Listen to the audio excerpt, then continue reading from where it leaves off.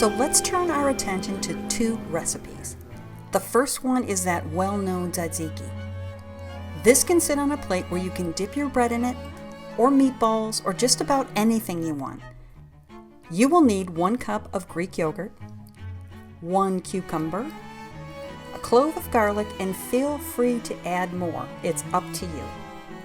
1/2 teaspoon of salt, some black pepper,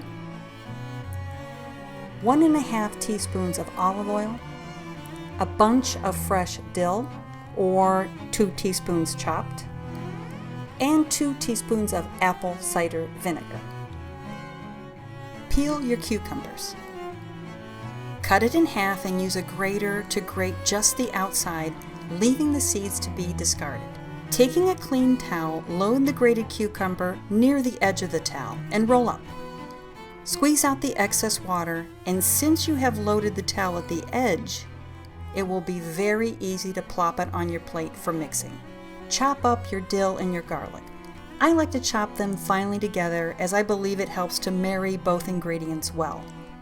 Chop until fine. Keep chopping.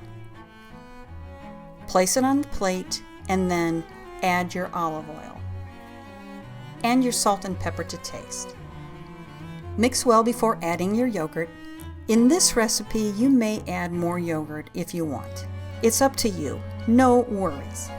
Add your vinegar and then add the remainder of the yogurt. Plate it on something that will show a contrast and add a sprig of dill and a little bit more black pepper. Tasty, tasty.